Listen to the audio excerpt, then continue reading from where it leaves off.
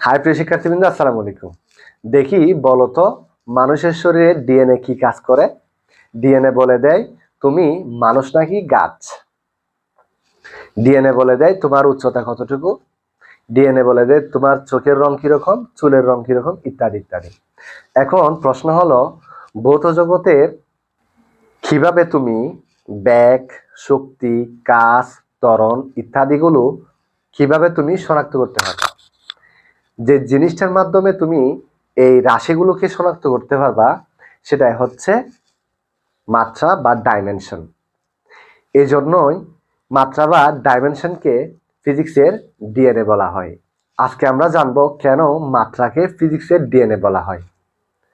তুমি যদি মাত্রা সম্পর্কে ক্লিয়ার ধারণা রাখো তাহলে তুমি ফিজিক্স মুখস্থ ছাড়াই পড়তে পারবা, সমীকরণের ভুল ধরতে পারবা এবং নতুন রাশির একক বের করতে পারবা।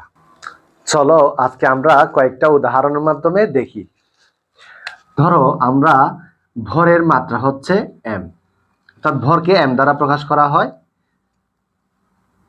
সময়কে টি দ্বারা প্রকাশ করা হয়, দূরত্বকে এল দ্বারা প্রকাশ করা হয়। আমরা এই যে ভর, সময়, দূরত্ব এই মাত্রাগুলো ব্যবহার করে, অর্থাৎ এই এককগুলো ব্যবহার করে বিভিন্ন রাশি বের করব। যেমন বেগ সমান আমরা জানি কি দূরত্ব ডিভাইডেড বাই সময়। সো বেগের মাত্রা কি হবে? দূরত্ব আর সময়ের সম্পর্ক। দূরত্ব কি?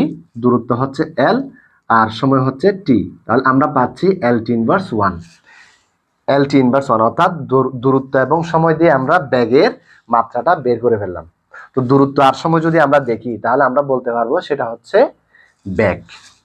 আমরা যদি দেখি ত্বরণ, ত্বরণ কাকে বলে? সময়ের সাথে বেগের পরিবর্তনের হারকে ত্বরণ বলে।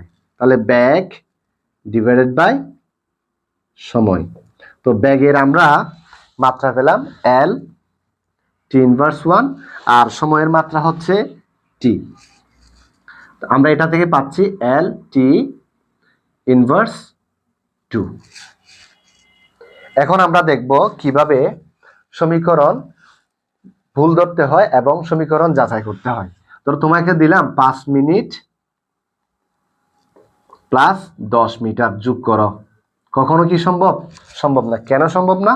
দেখি, 5 মিনিট মানে হচ্ছে টি সময় আর 10 মিটার মানে হচ্ছে দূরত্ব এল।